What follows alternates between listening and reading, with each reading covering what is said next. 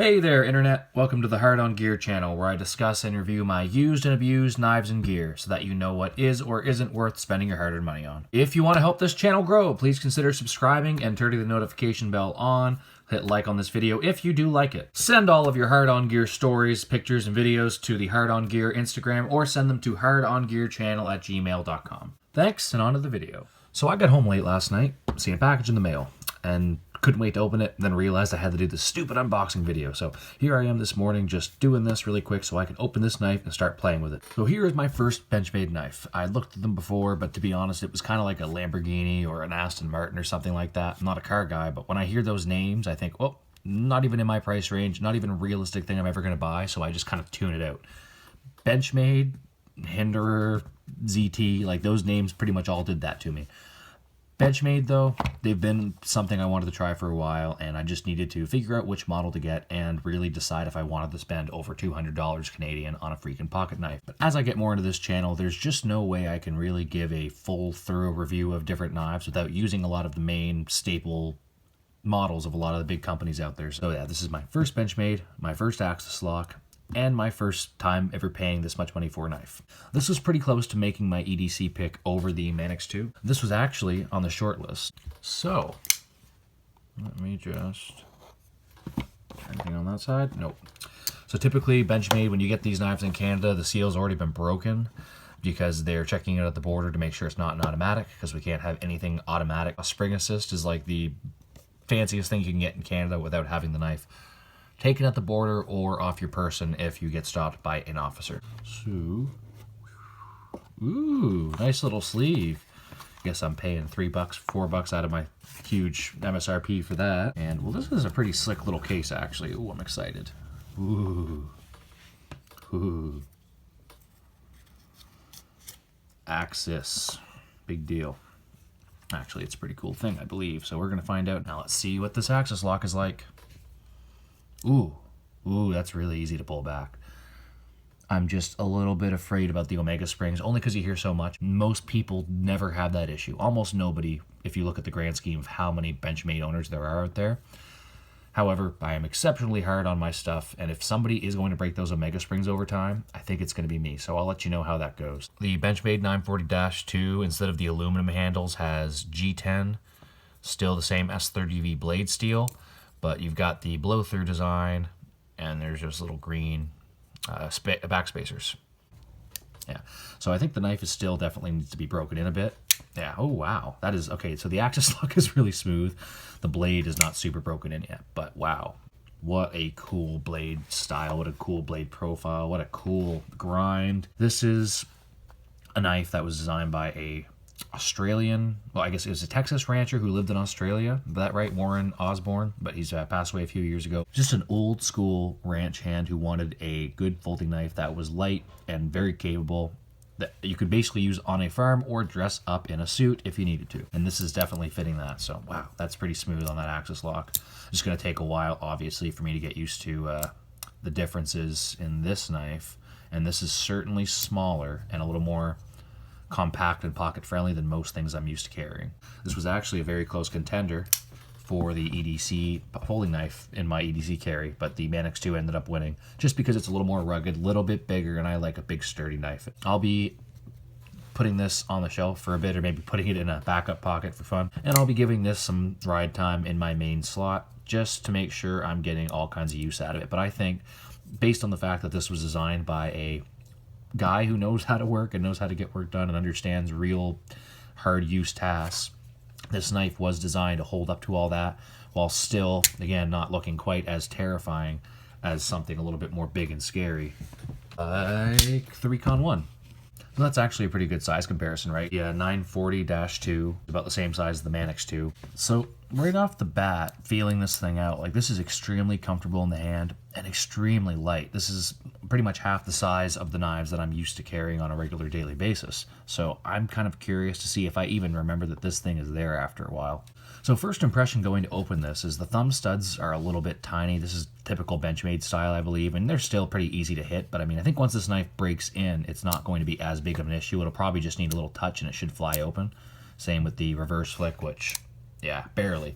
But the reverse flick's going to be A little trickier with that thumb stud on the middle finger, as opposed to, oh yeah, you would, wouldn't you? And the deployment from the thumb is pretty easy, pretty precise, and the whole thing with the Spidey hole is you're just about never going to miss that hole if you're going to deploy. So I'm a big fan of the Spidey hole so far.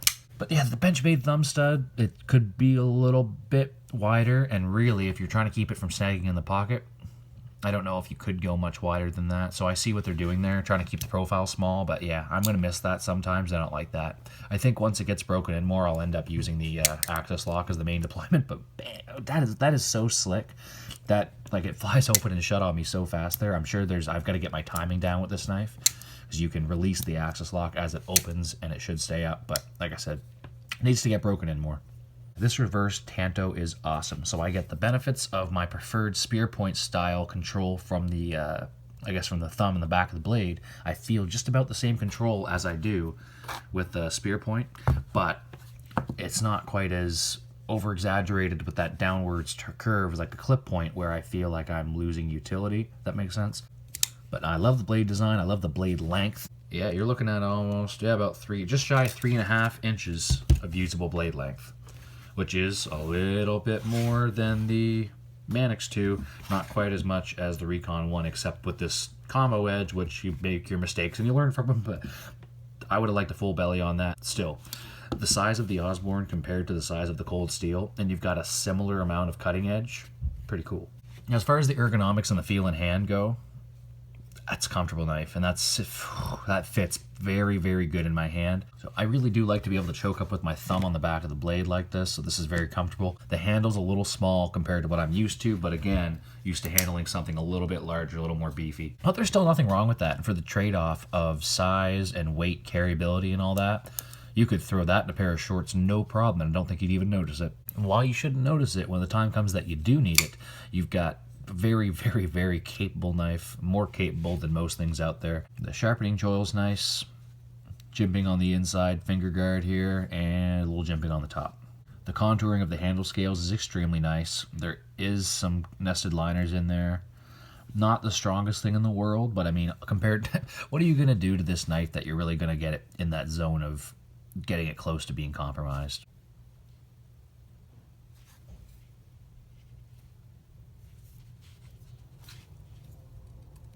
Huh. Well, this is interesting. Is my axis lock doing something that it shouldn't be doing already? Because this thing feels stuck.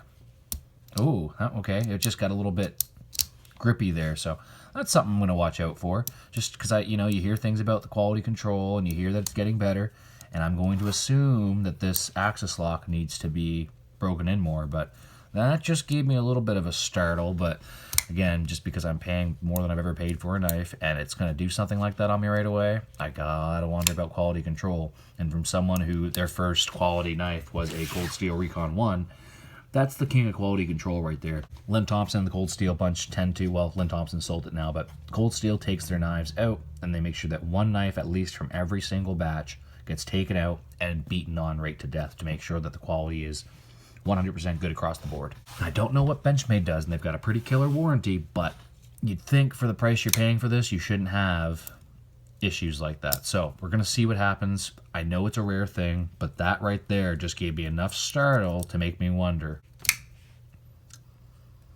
Ooh, there it is again. So I'm just hoping that this needs to be broken in more, but really, when I look at this, it doesn't seem like yeah, I see what they're doing, but it doesn't seem nearly as sturdy to me as the ball bearing lock from Spyderco. Yeah, so there's your axis lock from Spyderco. A little bit of that little rod in there, or axis, moves out of the way, and then you can get the blade closed. This is the ball bearing lock, similar idea. Instead of the two small springs on the side, you've got the big coil spring in the back. It goes, no problem. I think I like that better. That's good.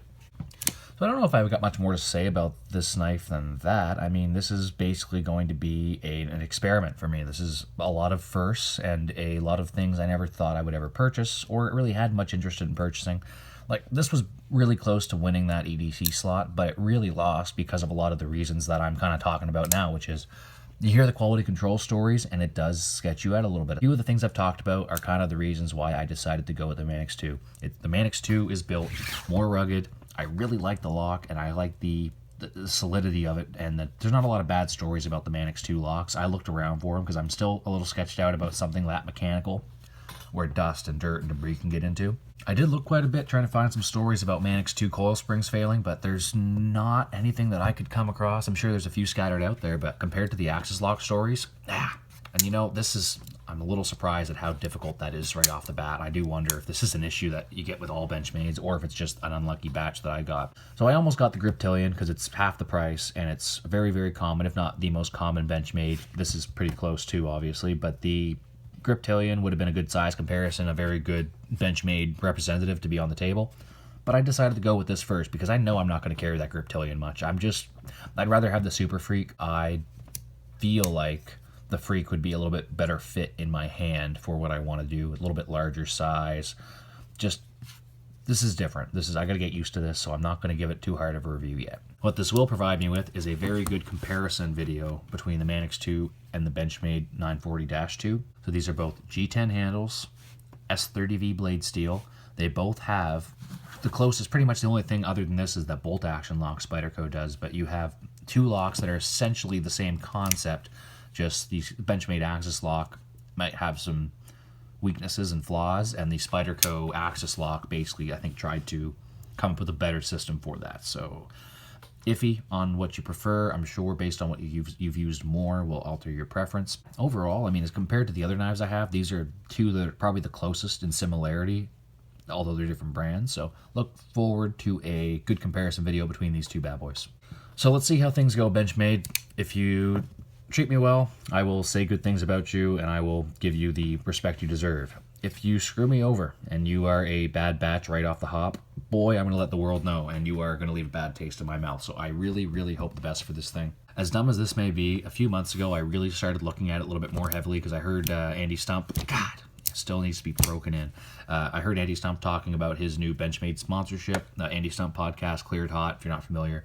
But I thought, well, okay, maybe Andy Stump tends to not support things he doesn't actually use or feel are worth using, so I will take another look at them. And as dumb as that is to go off one person's opinion, it's just one of those things where if you find people with lots of work and life experience who you respect their opinion, that's normally a good starting point, at least, to start doing your research. Look for the first review of this in a couple months once I put it through its initial paces so I can get some idea of what its capabilities are, and then we'll put it to some hard-on gear testing and make sure that this thing is actually going to hold up if I need it to in those worst-case scenarios. If you can, hit subscribe, help me out, get to that 1,000 subscriber mark. Once we get there, there will be the first knife giveaway of something kind of along the lines of this. Until there's another review up for this guy, if you're curious to know why I came to my conclusion of my current EDC choice, you can check out the video link above, and that kind of goes into my decision there. From the future. I've had about 12 hours now with this 940-2 as my primary carry.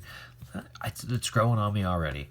I've been so used to carrying large knives like the Cold Steel Recon 1 or now like the Manix 2 from Spyderco. This seems so puny when I took it out of the box this morning, and it really is growing on me already. As it's breaking in, it's getting a little more smooth. I'm getting used to the deployment. After getting used to flicking that around, and that deployment's so easy, this you got to get used to it. It's kind of got to go out and up a little bit, and it's pretty easy, and I'm sure that'll smoothen it out over time. But for now, the Axis lock deployment, not so much. If I really give it a flick, it's going to open and close, if it ever opens.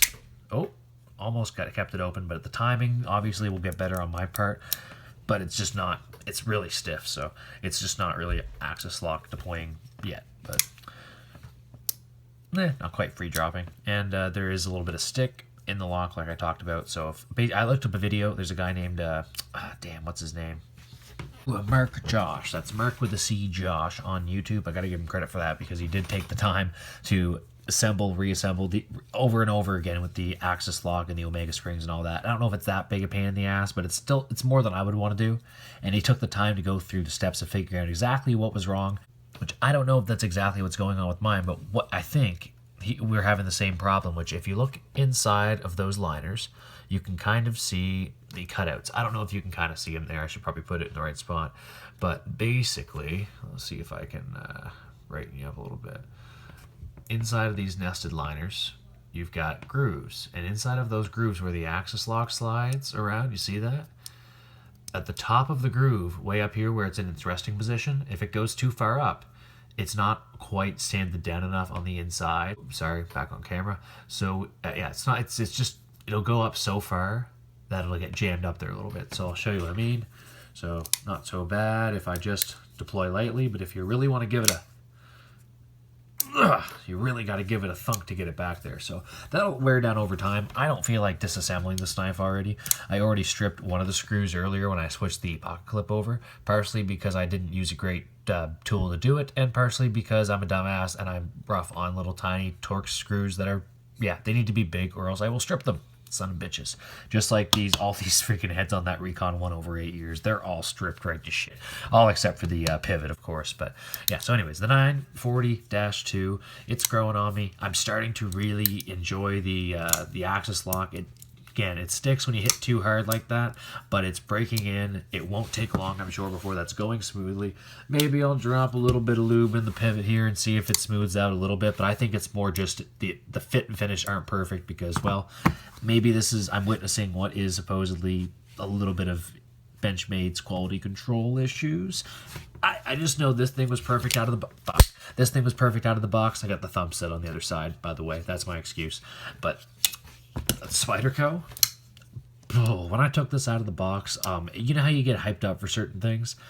I got this out of the box and I just played with it for weeks and still playing with it. So this thing, I was a little bit like, wow, it's so puny. I thought it was going to be a little bit bigger, even though I knew the measurements, and it is quite long. Give this time, and I think this will make a good impression on me for Benchmade. I was a little worried at first, but yeah. Keep an eye out for the updated videos, and we'll see where this thing goes. So now, this is the Hard On Gear channel actually signing off.